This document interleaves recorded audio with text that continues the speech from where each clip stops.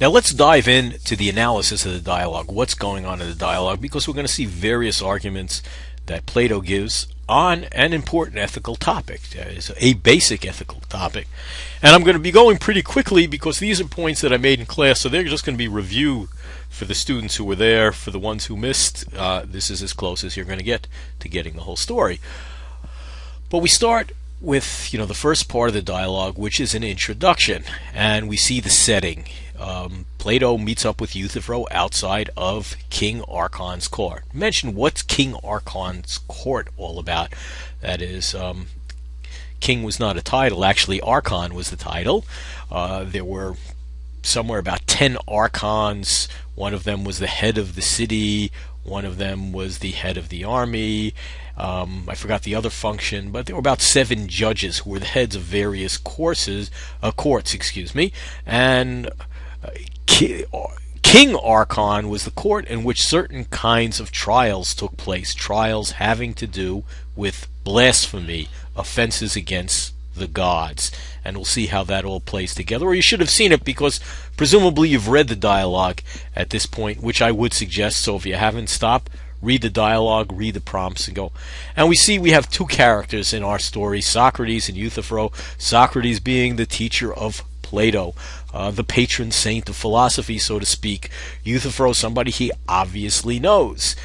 And they meet each other, and Euthyphro says, hey, what's happening? What brings you here, Socrates? I'm surprised to see you, because you're not the kind of guy to hang around in courts, which tells you something about Socrates. That is, there were people in those days who were trained by the sophists, who were always trying to make points in courts. They were trying to appeal to the emotions.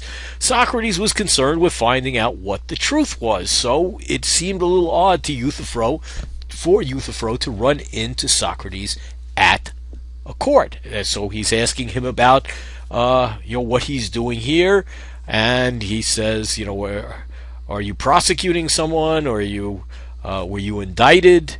And Socrates tells him that he's indicted. Now this is, you should know, Socrates' indictment puts the first 3 dialogues in our version of the book, Plato's 5 Dialogues, edited by, actually it's translated originally by G.M.A. Gruby and revised by John M. Cooper, both of whom are luminary scholars in the field of ancient Greek philosophy. But there are the first 3 dialogues in this particular volume were the Euthyphro, the Apology, and the Crito, and put together it's kind of a trilogy, like you might have seen Lord of the Rings, some of those trilogies in the movies.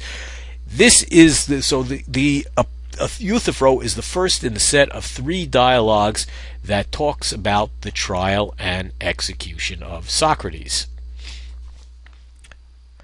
And notice we were going through a fairly large change in philosophy.